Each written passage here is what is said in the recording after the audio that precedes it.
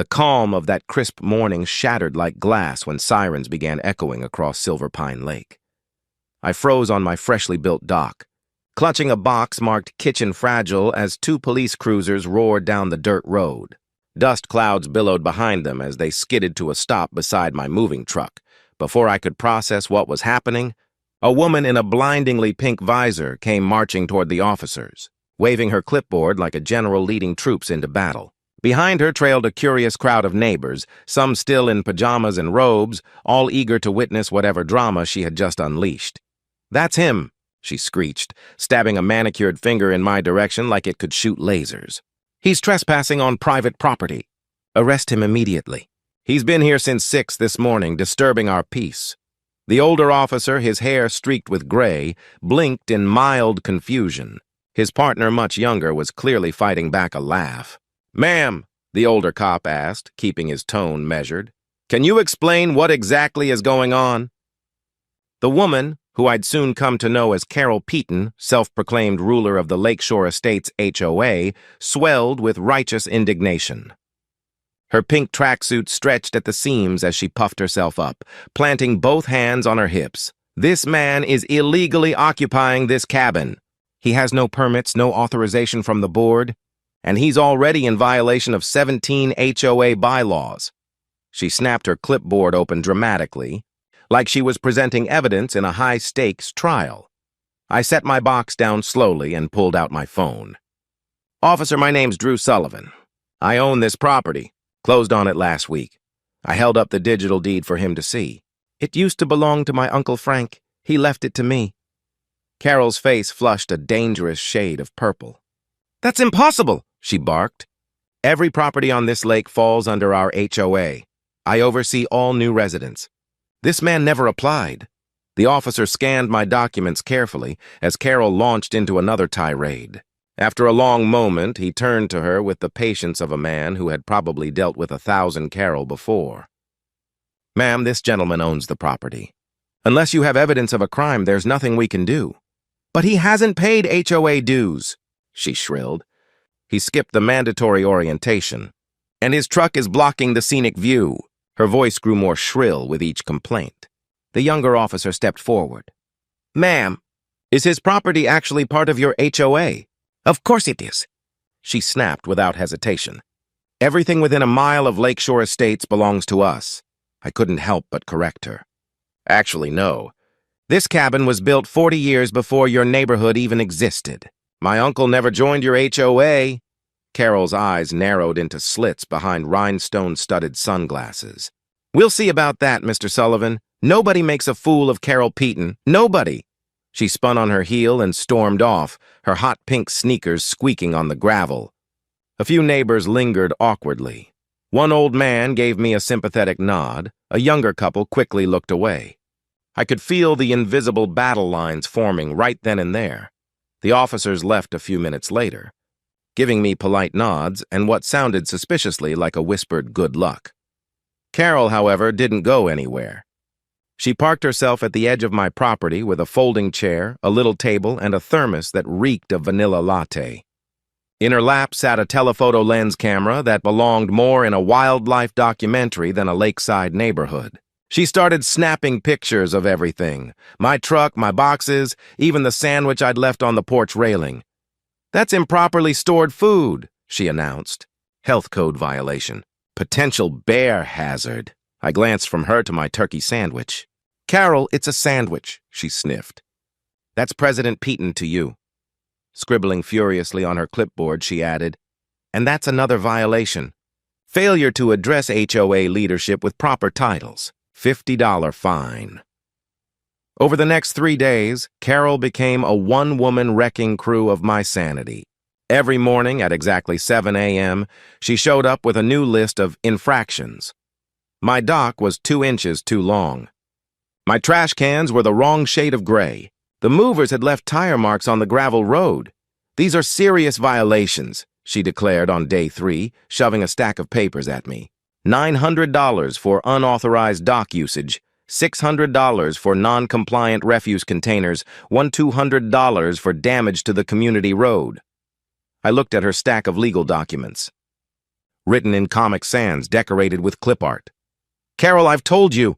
I'm not part of your HOA. These fines mean nothing." Her laugh was rusty, sharp. "Oh, you sweet summer child. Lakeshore Estates governs the entire waterfront. Your uncle may have played rebel, but I've been president for 6 years. Things have changed." She wasn't wrong. Things had changed. Just not how she imagined. That evening, I started digging. The county clerk's office had digital records stretching back decades. And what I found nearly made me laugh out loud.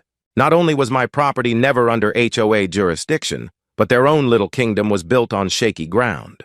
Their private beach sat on state-protected shoreline. Their boat launch? Built illegally on wetlands. Their scenic trail? It crossed property they didn't even own.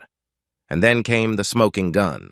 Email chains between Carol and the former board, laying out their plan to expand HOA territory by intimidating non-members into voluntary compliance. By sunrise, I had my ammunition. The State Environmental Protection Agency was eager to talk about wetlands violations. The county commissioner wanted to know more about illegal construction. The war Carol started was about to take a very different turn. The calls I'd made were already stirring up waves. Within days, the Department of Natural Resources wanted answers about restricted lake access. And while state agencies quietly moved in the background, Carol went into overdrive. One afternoon, I came home from a grocery run to find my dock wrapped in blinding orange tape, crisscrossed like a crime scene. A laminated notice flapped in the breeze, announcing in bold red letters, "Immediate violation of regulation, 473B unauthorized watercraft mooring." The punchline? I didn't even own a boat. But Carol didn't let little details like reality get in her. Wait, she'd also formed what she proudly called her compliance committee. 3. Women trailed behind her everywhere she went, perfectly synchronized, in matching pink visors and tracksuits. They took shifts standing at my property line, clipboards in hand, documenting every second of my existence like I was the star of a very boring reality show. On Tuesday, they recorded excessive smoke emissions from my burger grill. On Wednesday, when I hammered a loose board, I got slapped with unauthorized construction without permits. But the grand finale came on Thursday. Carol marched up with a decibel meter, pointed it at my dock, and waited as I walked. 82 decibels, she announced triumphantly, as if she'd cracked some secret code. That's above our peaceful enjoyment threshold of 75. I stared at her, blinking. "Carol, that's the same volume as a garbage disposal. Are you really trying to find me for walking?" She sniffed. "It's not walking. It's aggressive stomping with intent to disturb." She waved the meter dramatically. "And I have 3 witnesses." Her committee nodded like bobbleheads, visors gleaming in the sun. That was the moment my patience snapped like a dry twig. I documented everything.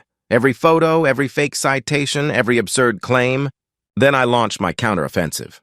The first inspector arrived a week later. Carol rushed to intercept him, clipboard clutched to her chest, but her confidence faltered when he introduced himself from the State Environmental Agency. I watched from my porch with a mug of coffee as he measured the HOA's beach area, snapped pictures of their illegal structures, and took soil samples from their boat launch.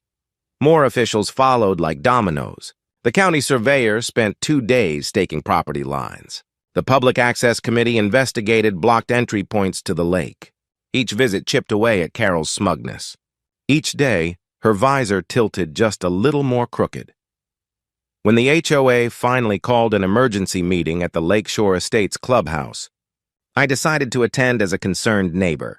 The room buzzed with anxious murmurs as Carol gripped the podium, trying to control the narrative.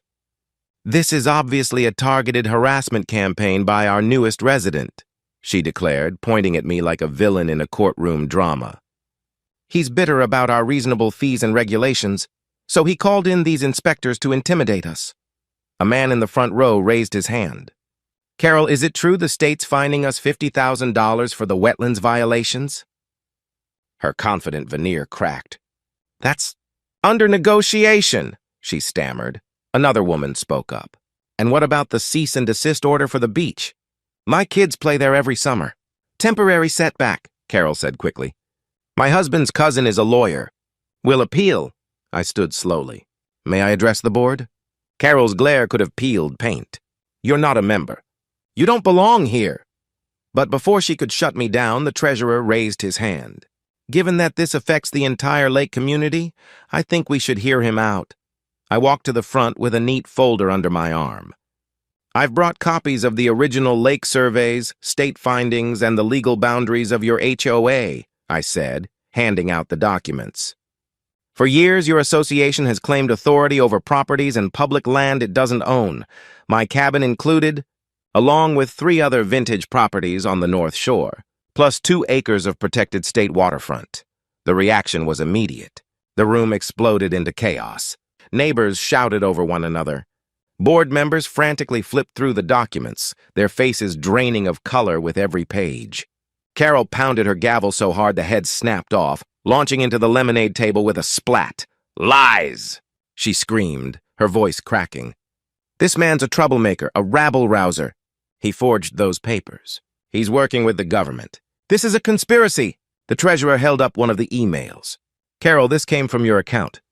You literally wrote, and I quote, 'Establish dominance over the non-compliant shoreline properties through persistent enforcement action.' That's taken out of context." She sputtered.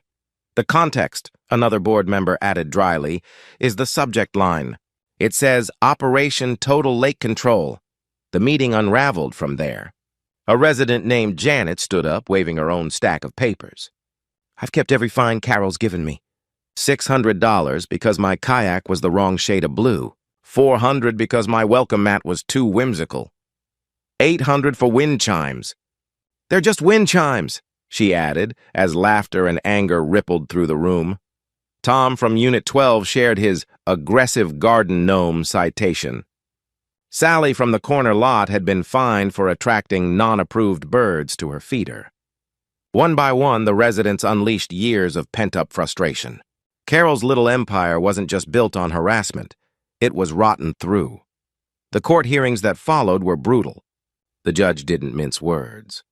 The Lakeshore Estates HOA had violated multiple state regulations. They were ordered to remove all structures from protected land within 60 days and were barred from claiming control over any property beyond their legal deeded lots. The fines totaled $175,000, but the final blow came with the judge's last sentence. Furthermore, due to evidence of intentional misrepresentation and harassment of non-member property owners, Ms. Carol Peaton is hereby barred from holding any HOA leadership role for 10 years. The courtroom filled with a stunned hush. Then came Carol's shriek, a sound so piercing it could have cracked glass. "You can't do this!" she howled. "I built this community. I am the HOA." Security moved forward as she lunged at the bench. Her pink visor flew off mid-scream, her husband scrambling to hold her back. 10 years. 10 years! She screeched as the judge's gavel slammed down. "Ms. Peaton, you're in contempt. Additional $5,000 fine." Carol collapsed into her chair, pale as paper, mouth opening and closing like a stunned fish. Meanwhile, her once loyal neighbors quietly filed out, making sure not to meet her eyes. The Queen of Lakeshore Estates had finally lost her crown.